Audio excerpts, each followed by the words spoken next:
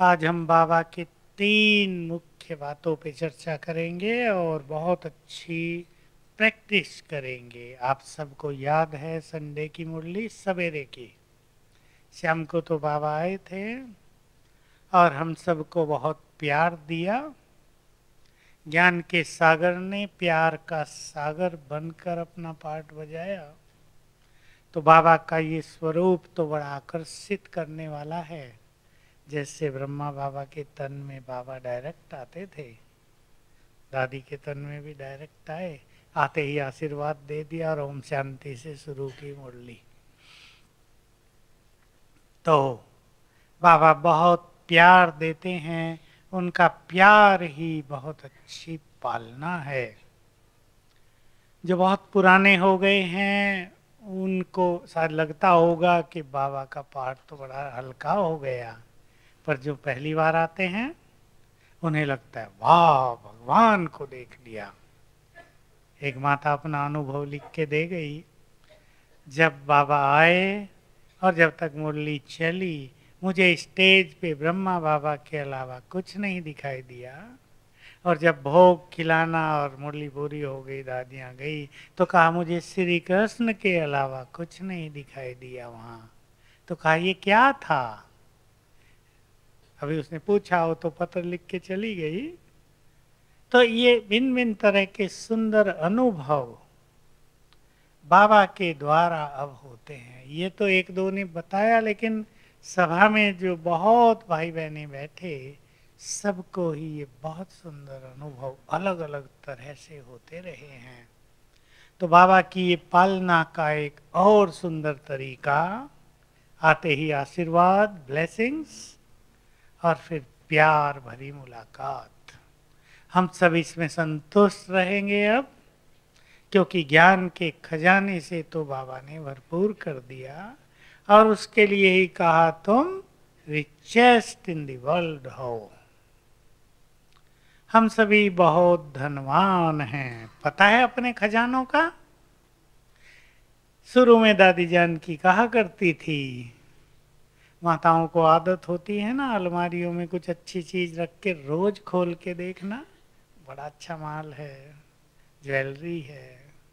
तो कहती थी ऐसे ही अपने सब खजाने रोज खोल कर देखा करो। कितने महान और विशाल खजाने बाबा से हमें मिले हैं। मिले हैं या नहीं? कौन कौन से गिनाएंगे जरा? प्रताप भाई शुरू कर दें। पहला ज्ञान का अथाह खजाना। लगता है ये खजाना है या नहीं? या घर बैठे मिल गया? बिल्कुल सहज मिल गया, कुछ सोचा ही नहीं। लंबी चौड़ी फिलोसॉफी सिंपल सिंपल शब्दों में मिल गई। ये बहुत बड़ी चीज है। राह मिल गई, मंजिल दिख गई, मंजिल पर पहुंचने का बल मिल गया। और बाबा किस किस तरह से हमारे पास आया, स्वयं भगवान ही सबसे बड़ा खजाना हमें मिल गया। और कौन से खजाने मिले? संतोषम परम सुखम, संतुष्टता का खजाना। बहनों को कौन सा मिला है?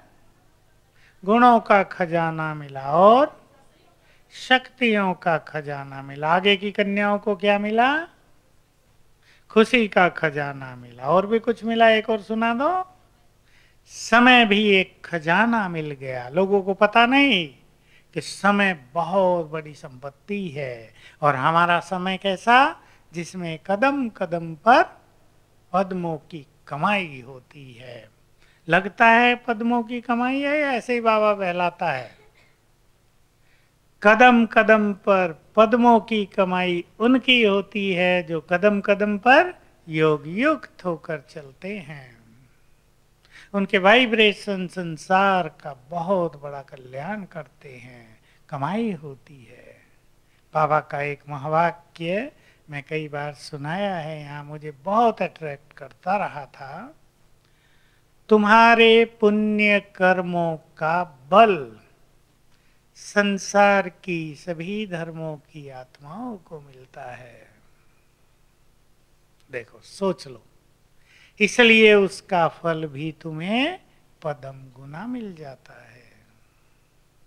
तो बहुत बड़ी चीज है कदम कदम में पदम, क्योंकि हम जो पुण्य करते हैं, संसार में एक पुण्य का एक फल, लेकिन हमारे एक पुण्य का अथाह फल, क्योंकि हम पूर्वज हैं, क्योंकि हम पूर्वज हैं। इसलिए तो सभी अपने को इन खजानों से भरपूर करे। और कौन से खजाने मिले इधर वाले भाइयों को? नारायण, संकल्पों का खजाना। देखिए, एक एक संकल्प हमें महान बना देता है। संकल्प ही मनुष्य को डाउन कर देते हैं। एक संकल्प ही तो होता है ना। याद होगा आज की मुरली बाबा ने क्या कहा? कई चल चल के फिर निकल जाते हैं। एक संकल्प ही तो होता है ना। अरे भाई क्या करेंगे, बहुत साल चल के तो देख लिया, कुछ ज्यादा आनंद तो आया नहीं, कब तक ऐसे चलेंगे, चलो अपने घर। एक संकल्प मनुष्य को बैक कर देता है। संकल्पों का खजाना। और बोले भाई लोग, नायब, पवित्रता का खजाना, जिसमें सुख शांति समाई है। खुशी, सुख और शांति सचमुच बहुत बड़ा खजाना है। ये उन लोगों से पूछो जो धनवान तो बहुत हैं, लेकिन जिन्हें रात को नींद नहीं आती। वो बताएंगे कि धन संपत्ति से बड़ा खजाना ये सब है। खुशी, सुख और शांति, जिसका मूल है पवित्रता। तो पवित्रता का बहुत बड़ा खजाना मिला। रामू, तुम्हें कौन सा मिला? बोलो, भी रह गए, बचे हैं। प्यार भी एक खजाना है, अतीन्द्रिय सुख भी एक खजाना है, दुआएं भी खजाना है, श्रेष्ठ कर्म भी बहुत बड़े खजाने हैं। ये सब पुण्य बहुत बड़े खजाने, ये सब खजाने हमें मिले हैं। तो हम सभी क्या हो गए? रिचेस्ट इन द वर्ल्ड, माला माल। अपने को कोई भी गरीब नहीं समझे। कन्याएं गरीब हैं, नौकरी कर लें, इसलिए गरीब है ना, तो नौकरी कर लें, थोड़ी सी भले कर लें, लेकिन हम बहुत धनवान हैं। इसलिए मुझे याद आ गई एक बात। शुरू में कोई व्यक्ति पांडव भवन में आया, कपड़े ये हम सब के। उसने क्या कहा? दूसरों को कहा जो साथी थे उसके, कि यहाँ सब लोग बहुत सेठ रहते हैं, आपकी संस्था सेठों की है, भाई गरीबों को तो यहाँ आने का मौका नहीं है। उसे पूछा क्यों? कि एक तो सबकी ड्रेस, सबके चेहरे तो देखो, इतना खिला हुआ चेहरा किसी धनवान का ही हो सकता है, गरीबों का नहीं। उसने बताया कि ये सब गरीब ही हैं, रोज 2 बार नहाते हैं, ज्ञान योग में स्नान करते हैं, चेहरे आनंद से भरपूर हैं। तब उसे पता चला कि यार ये तो ठीक बात है, धनवानों के चेहरे ऐसे थोड़ा ही होंगे। ठीक है, उनका घर बहुत सुंदर हो सकता है, फर्नीचर, सोफा सेट, ये वो ब्यूटीफुल हो सकते हैं, लेकिन चेहरे और कर्म वो जरूरी नहीं बहुत सुंदर हों, किसी के सुंदर भी होते हैं। तो सचमुच हम जैसा धनवान और कोई नहीं। तो हमारी बुद्धि कहाँ नहीं जानी चाहिए? अब हरीश बताएगा। दुनियावी पदार्थों के आकर्षण में। धन भी तो चाहिए मनुष्य को, ये नहीं कि धन की जरूरत नहीं है, पर हम धन के पीछे न भागे। और जिसके पास ये अलौकिक धन होता है, उसे स्थूल धन की कमी कभी नहीं पड़ती। कई आप में से सब कुछ छोड़ आए हैं ना, बीके कॉलोनी में आके रहने लगे, कोई यज्ञ में समर्पित हो गए। कोई कमी हो रही है? कुछ कमी नहीं है। ये भी नहीं पता सब्जी क्या भाव है, पता किसी को? तेल महंगा हो गया या चीनी बहुत महंगी, 2-2 गिलास चाय पी रहे एक ही साथ। ये भी नहीं थोड़ी कम पी लें, चीनी महंगी हो गई। क्यों डॉक्टर सीमा? नहीं पीते, नहीं कोई कमी है ना, भरपूर है सब। आटे दाल के भाव का पता ही नहीं है। भगवान खिला रहा है, हम खा के आनंदित हो रहे हैं ब्रह्म भोजन। तो ये सबसे बड़ा धन हुआ ना, निश्चिंतता। निश्चिंतता बहुत बड़ा धन है। और जो समर्पित होते हैं उनको ये धन पहले दिन से मिलने लगता है। जीवन निश्चिंत। समर्पित होने का सबसे बड़ा अवार्ड बेफिक्र। अब बादशाह बने या ना बने, बेफिक्र तो बन ही जाते हैं। तो ऐसा रिचेस्ट, ऐसे वेल्थ से भरपूर हम सब बाबा के बच्चे हैं। हाईएस्ट, क्या अर्थ है हाईएस्ट का माताएं? माताएं सुन तो लिया हाईएस्ट, अब वो सुनाने वाले ने भी नहीं सुना कि हाईएस्ट क्या होता है। बोलो, कन्याएं सुना दो, इंग्लिश तो जानती है ना इतना तो। महान, बहुत महान, बहुत ऊंचे, हम हाईएस्ट हैं। लगता है हम बहुत महान हैं। जब भगवान की नजर ऊपर से पड़ी होगी तो कौन कौन उन्हें नजर आए? हर आत्मा की एक चमक होती है, उसे वो चमक साफ दिखती है। सबकी उसे चमक दिखाई दी। ये आत्माएं हैं मेरे काम की, ये आत्माएं हैं जो मुझे स्वर्ग रचने में बहुत बड़ा योगदान देंगी। योगदान केवल धन का नहीं होता है, योगदान बहुत सूक्ष्म चीज है।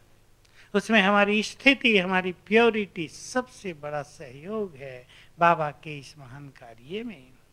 कोई धन तो बहुत लगा दे सेवाओं में, लेकिन स्थिति महान न बनाए, उसका बाबा के पास इतना महत्व नहीं होता।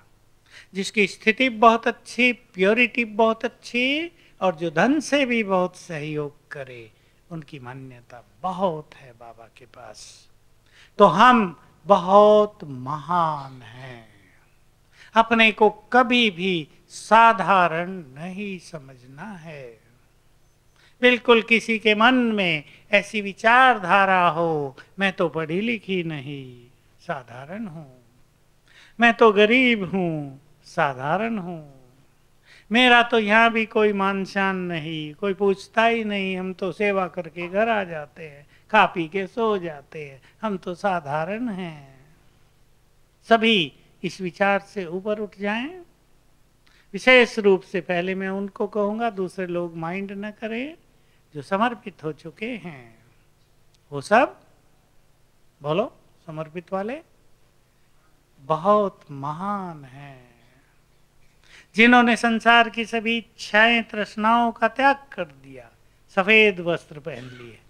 हमारी दादी कहा करती थी, बाबा ने हमें एक चीज से बहुत मुक्त कर दिया, मैचिंग कपड़ों की।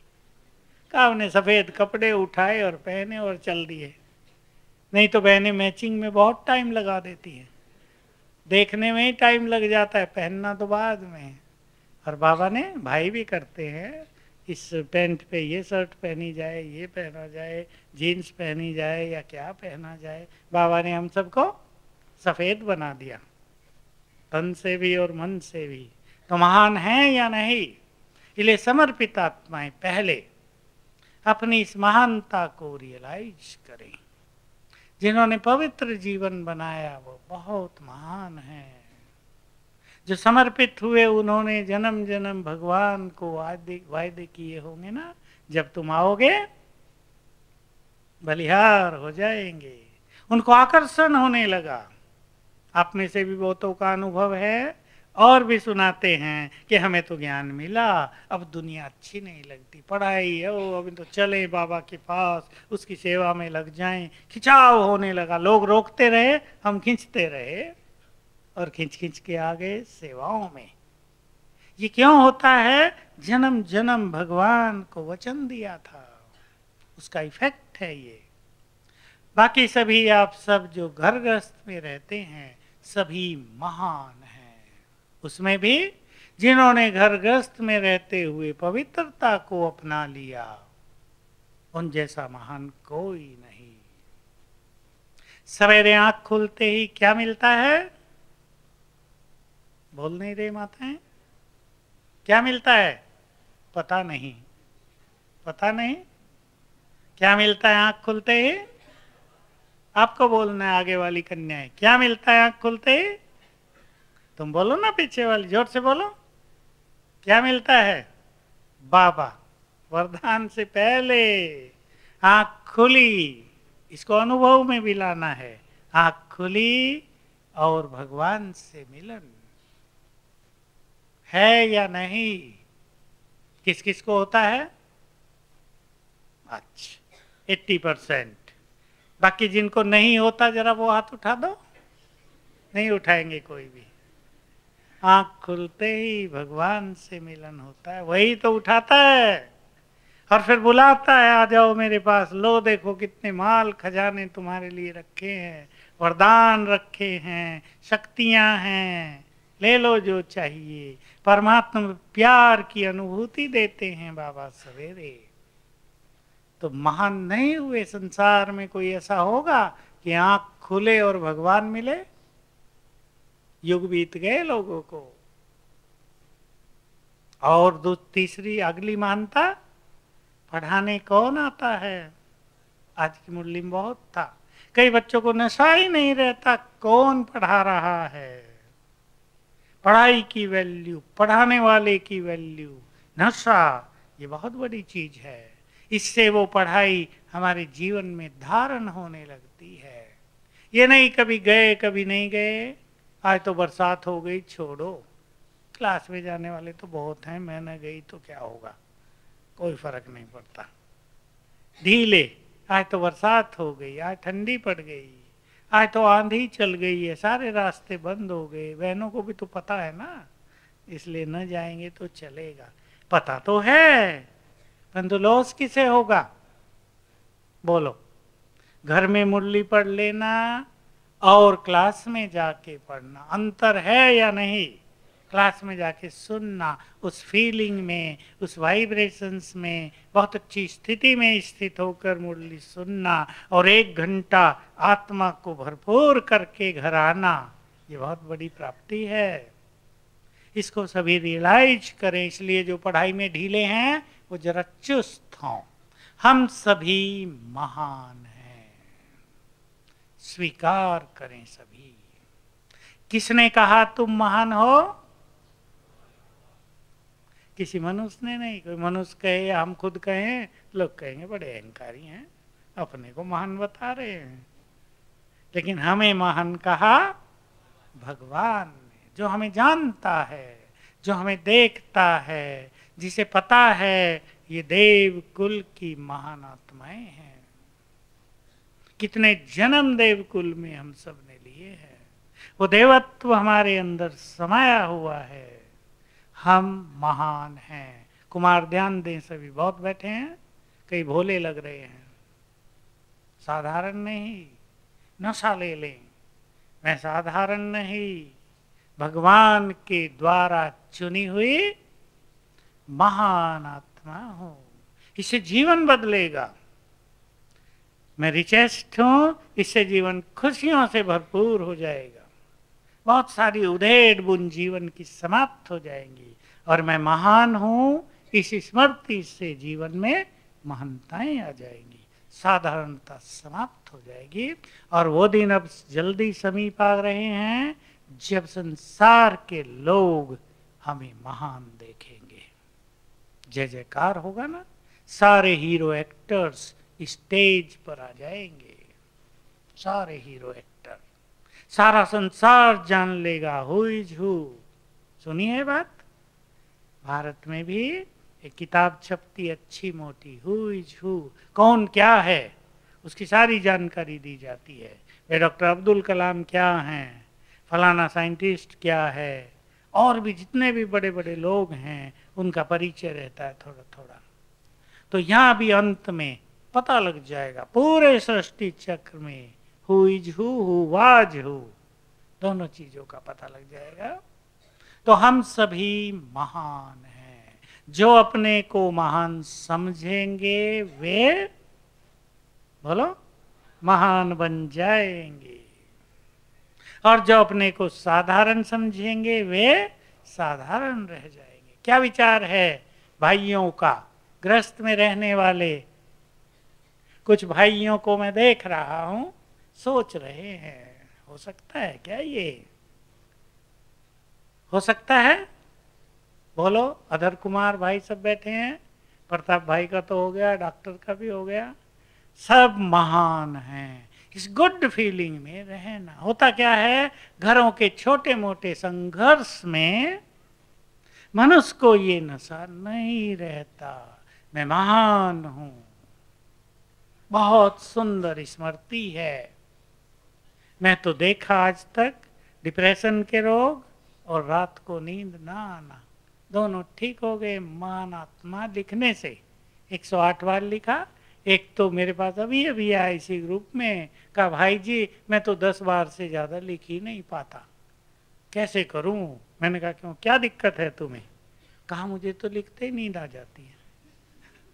मैंने कहा तो अच्छी बात है, फिर जल्दी उठा करो, लिखने के बाद जल्दी सो के जल्दी उठ जाया करो। कहा मुश्किल से मैं 15 बार लिख पाता हूँ और मैं सोचता हूँ मुझे कहा तो था 108 बार लिखने की, ये काम तो मेरे से हो नहीं रहा। मैंने उसे कहा नहीं, तुम्हें 108 बार की जरूरत नहीं, इतना ही काफी है, सुख से सो जाओ, सुख से उठो। हम होलीएस्ट हैं। क्या महिमा की बाबा ने उस मुरली में? देखो हमारे होली स्वरूप की, हमारे पवित्र स्वरूप की बाबा बहुत ज्यादा महिमा करते हैं। महिमा क्यों करते हैं?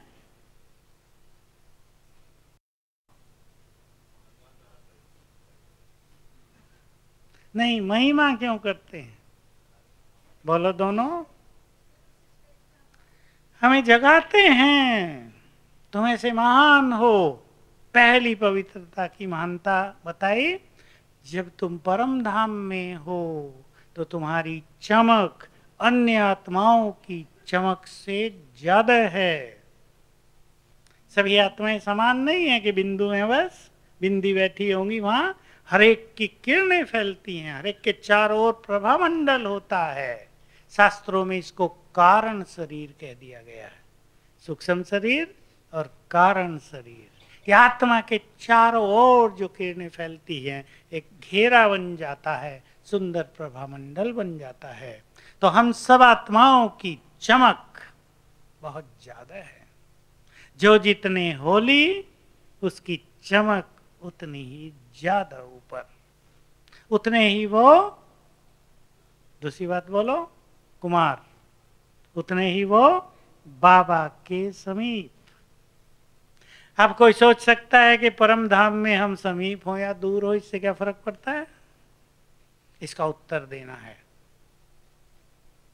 कोई सोच सकता है परम धाम में तो कोई फीलिंग है नहीं, मुक्त अवस्था है, हम बाबा के पास हो या दूर हो इसका कोई ज्यादा महत्व नहीं है, पर है। बोलो।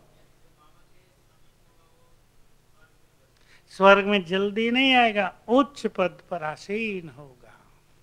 और दूसरी चीज देखो, यहां हम योग अभ्यास में मन बुद्धि से परम धाम में बाबा के साथ रहते हैं। क्या होता है, बाबा के वाइब्रेशन हम में समाते रहते हैं, और जब हम वहां बैठेंगे बाबा के समीप तो उसके वाइब्रेशन हम में नहीं समाएंगे, बिल्कुल टच में रहेंगे हम उसके, उसकी शक्तियां हम में भरती रहेंगी। इसलिए ऐसी आत्माएं सृष्टि पर श्रेष्ठ पाठ बजाने के लिए पहले आ जाती हैं, क्योंकि उनकी शक्तियां, उनकी प्योरिटी सबसे ज्यादा है। और जब हम सतयुग में हैं, हमारी प्योरिटी देवताओं के चेहरे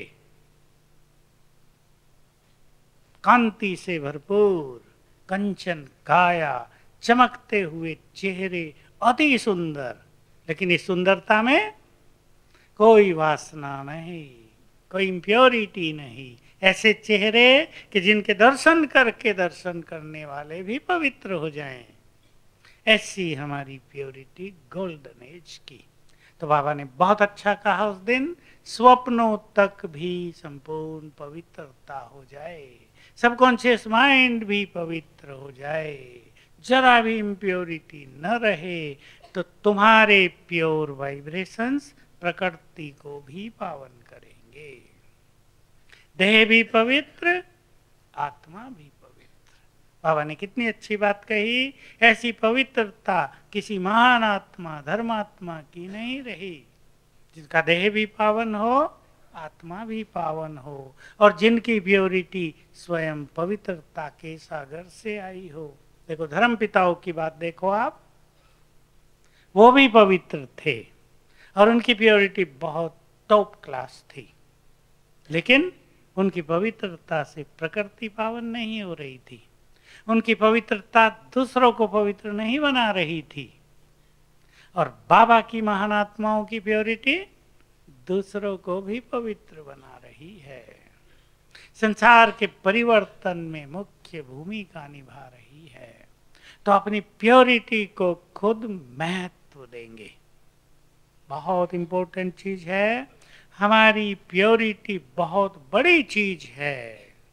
ये प्रभु देन है हमें, ये गॉडली गिफ्ट है, ये बहुत बड़ा अस्त्र है हमारे पास।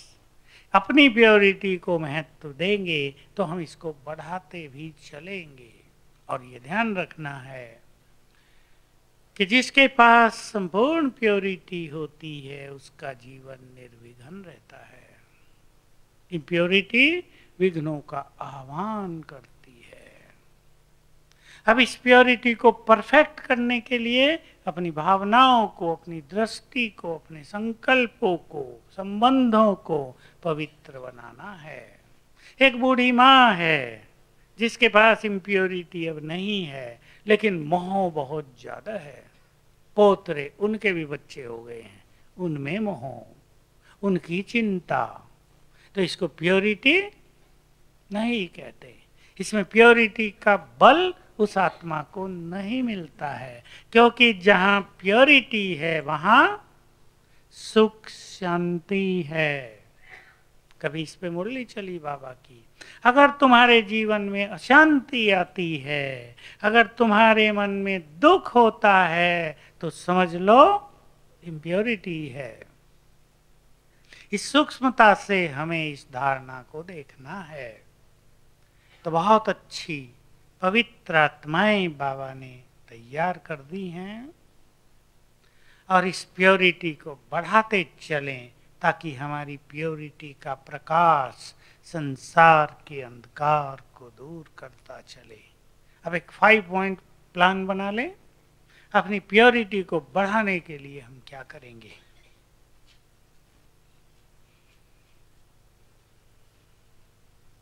बोलो, बोलना आपको है। पहली बात, आत्मिक दृष्टि की प्रैक्टिस। बहुत अच्छी बात है, हम सब साथ में रहते हैं। आत्मिक दृष्टि से हमारी प्योरिटी बहुत बढ़ती है, और एक्चुअली तो संपूर्ण प्योरिटी की ये पहचान है कि उन्हें आत्माओं के सिवाय और किसी तरफ कुछ दिखाई नहीं देगा। हर मस्तक में चमकती हुई ज्योति। दूसरी धारणा, स्वमान बताओ। नहीं, पहला स्वमान। मैं परम पवित्र आत्मा हूं, पवित्रता का फरिश्ता हूं। इसमें एक चीज ध्यान रखनी है कि जब कोई व्यक्ति इसका शुरू में अभ्यास करता है तो इम्प्योरिटी जागृत हो जाती है। उसे घबराना नहीं है, जागृत हो सकती है, कुछ दिनों के लिए छोड़ देना चाहिए। लेकिन मैं परम पवित्र हूं, और इसके लिए सबसे अच्छी प्रैक्टिस है अपने देव स्वरूप को सामने देखना। मैं कैसा पवित्र हूं? ऐसा देव स्वरूप। तो फिर इम्प्योरिटी परेशान नहीं करेगी। तीसरी धारणा,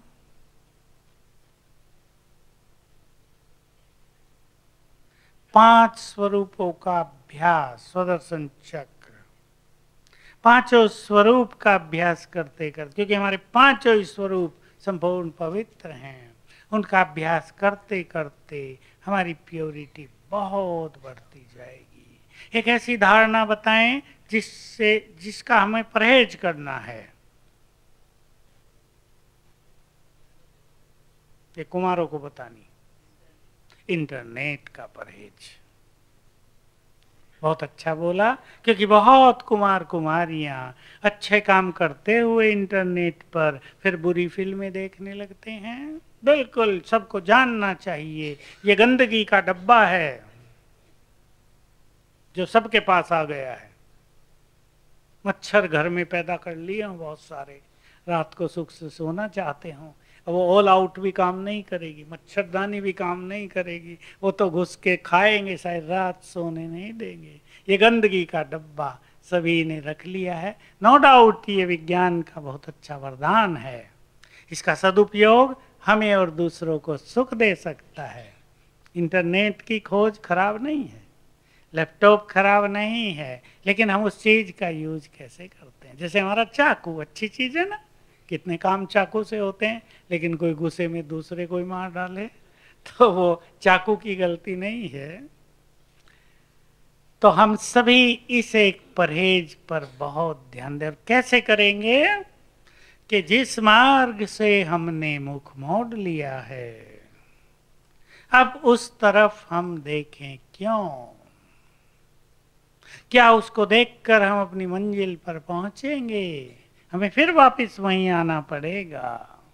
इसलिए अब कहीं स्लिप नहीं होना, अपने मन को भटकने के सभी द्वार बंद कर देने चाहिए। मन बुद्धि स्वच्छ करनी है। अब ये समय आ गया है, मैं आप सबको फिर से वो बात याद दिला दूं जो स्वयं को भी रोज याद दिलाना है। बाबा ने कहा जब विनाश काल आएगा तो माया के पांचों शत्रु तुम्हारे ऊपर फुल फोर्स से वार करेंगे। जिसके अंदर कोई भी विकार दबा हुआ होगा वो जग जाएगा। हमें सावधान रहना है। मैं बताना नहीं चाहता, पर जब कोई समाचार देता है ये व्यक्ति इतने समय से ज्ञान में था, छोड़ दिया, छोड़ने का एक ही कारण होता है और कोई कारण नहीं, इम्प्योरिटी। संशय नहीं, संशय तो बहुत पीछे का कारण है। पहला कारण है इम्प्योरिटी। जिसमें बहुत अच्छी पवित्रता है उनको ये संशय वंशय कोई असर नहीं करता है, वो अपने मार्ग पर स्ट्रांगली आगे बढ़ते हैं। फिर मैं आप सबके सामने स्पष्ट कर दूं, बाबा का पाठ देखकर किसी को संशय तो नहीं उठता? प्रभु लीला है ना ये। आते ही 1 मिनट में आ गए थे बाबा, आते ही वरदान देने लगे। लोगों को पता ही नहीं चला वो सबको कि आ गए बाबा। फिर से ओम शांति से शुरू की बोलना। बाबा के इन कर्तव्यों को, इस शक्ति को सब अच्छी तरह जान लें तो कोई संशय नहीं रहेगा कि जो पाठ चल रहा है वो बिल्कुल परफेक्ट। कोई ये सोच लेते हैं बाबा तो चला गया, अब गुलजार दादी बैठी है। नहीं, बाबा ही पार्ट प्ले कर रहा है। ये सब जानकर हर सीन का आनंद लेना है। वो समय होता है 1.5 घंटा तो बाबा हमारे बीच में रहे ना, 2 घंटे, वो समय होता है बाबा से बहुत शक्तियां स्वयं में बढ़ने का। ये दिन याद आया करेंगे। अब वो समय आ रहा है जब ये दिन याद आएंगे। उस दिन दादी जानकी की तबीयत भी बहुत खराब थी, बहुत खराब। मुझे तो आज बताया डॉक्टर ने जो उनके साथ थे, इतना ज्यादा दर्द कि बस क्या करें, कैसे आए दादी यहाँ। जब दादी ने कहा मैं भी नहीं जाऊंगी फिर तो दादी के पास कुछ ऐसी चीज है कि वो एनर्जेटिक हो जाती हैं कुछ सुन के, और वो दर्द गायब हुआ और फिर यहाँ आई। आप देख ही रहे थे दादी की तबीयत कितनी ढीली थी। तो ये सब बाबा की बहुत बड़ी शक्तियां काम कर रही हैं, इसलिए किसी भी तरह का डाउट करने की जरूरत नहीं। इसे समझदारी पूर्वक साक्षी होके देखना है, संशय पूर्वक नहीं, विवेकपूर्ण साक्षी भाव। तो सभी और बात बताएं, अभी 3 हुई, 4 प्योरिटी की 4 हो गई। अब 5वीं चीज है बहुत अच्छा योग अभ्यास। कोई सोचे ऐसे ही हमारी प्योरिटी परफेक्ट हो जाएगी, ऐसे नहीं होती। बहुत अच्छा योग बल चाहिए, क्योंकि जन्म जन्म के ये संस्कार हैं, हजारों साल के संस्कार हैं। किसी के बहुत कड़े रहे हैं, किसी के लाइट रहे हैं।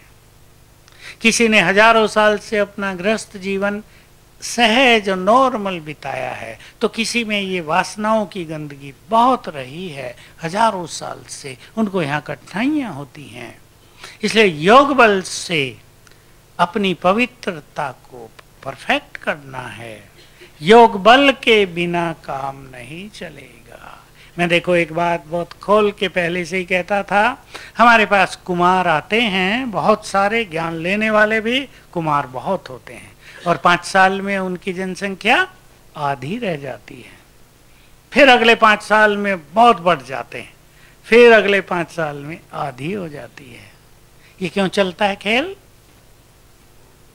योग नहीं करते अच्छा। और जो कुमार अच्छा योग कर रहे हैं, बाहर रहने वाले भी, वो अमर कुमार हैं। ऐसे बहुत हैं, मैं बाहर जाता हूं, बहुत मिलते हैं। मैं उन्हें कहता हूं तुम तो पूर्वज हो, बहुत महान हो, चाहे जीवन में कोई संघर्ष भी किया हो, पर तुम अमर कुमार हो, इस पर भगवान बहुत ज्यादा राजी रहेगा। तो योग बल परम आवश्यक है प्योरिटी का आनंद लेने के लिए। इसलिए सभी कर्म क्षेत्र पर रहते हुए 3 अभ्यास आराम से किए जा सकते हैं। आत्मिक दृष्टि, अच्छा स्वमान, और बीच बीच में कोई भी योग अभ्यास। बहुत ज्यादा मदद मिलती है पानी चार्ज करके पीने से, दूध चार्ज करके पीने से। पानी दूध को दृष्टि दो, 7 बार संकल्प करो मैं परम पवित्र आत्मा हूं। ये पवित्र पानी देह में जाएगा, और जो बहुत ज्यादा पानी है हमारे देह में, 70% से भी ज्यादा, वो चार्ज हो जाएगा और पवित्र हो जाएगा, और इसका इफेक्ट अंग अंग को शीतल करेगा। बहुत बड़ी धारणा है कर्मेंद्रियों को शीतल करना। चार्ज पानी, भोजन पवित्र खाना, ये बहुत आवश्यक है अपनी प्योरिटी को बढ़ाने के लिए। तो जैसे जैसे समय समाप्ति की ओर जा रहा है, ये माया का प्रकोप भी बढ़ता जाएगा। इसलिए अपने को प्रोटेक्ट करने के लिए, अपने को सुरक्षित करने के लिए बहुत अच्छी साधनाओं की जरूरत है। सब मन से अपने को तैयार करें। हमें पवित्रता का सुख लेना है। हमें बाबा के इस महान कार्य में पवित्र वाइब्रेशंस फैलाने हैं। इसलिए पवित्रता के सब्जेक्ट में कोई समझौता नहीं। स्वीकार है? गृहस्थ वालों को स्वीकार है? कोई समझौता नहीं। माताएं बहुत स्ट्रोंग हैं, कई बहुत स्ट्रोंग। बहुत खुशी होती है हमें जब वो कहती हैं हमें तो पवित्र रहना है, तुम कुछ भी करो, हम तो हो गए प्रभु के, हो गए, होली हो गई। तो ऐसी दृढ़ता अपने जीवन में परम आवश्यक है। तीनों धारणाओं पे सब ध्यान देंगे, हाईएस्ट, होलीएस्ट एंड रिचेस्ट। तीनों का नशा हो जाए। बाबा ने कभी ये 2 शब्द बोले थे, रोज याद करो मैं होलीएस्ट एंड हाईएस्ट आत्मा हूं। तो ये दोनों चीजें बढ़ती जाएंगी। रिचेस्ट बाद में जोड़ा इससे। अब हम सभी जब तक ट्रैफिक कंट्रोल का गीत बजेगा, प्योरिटी की फीलिंग में स्थित होकर योग करेंगे और संसार को प्योर वाइब्रेशंस देंगे। Red light.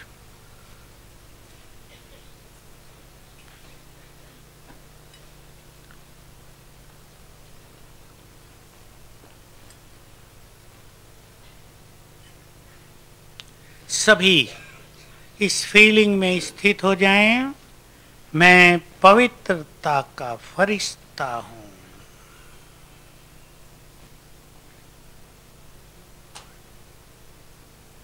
अंग अंग से पवित्रता की सफेद किरणें चारों ओर फैल रही हैं। डबल लाइट फरिश्ता।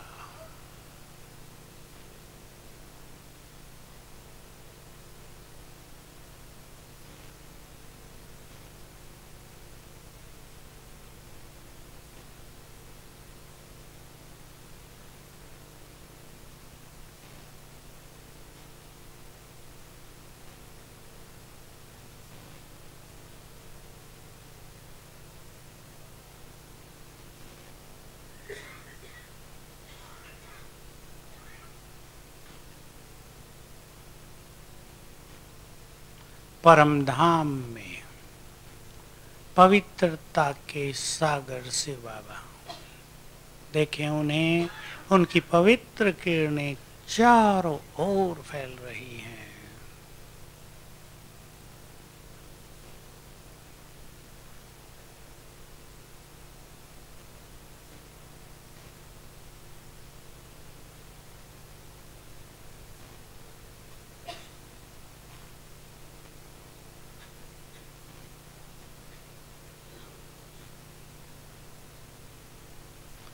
अब उनकी पवित्र किरणें नीचे मुझ में समा रही हैं और मुझ में समाकर फैल रही हैं।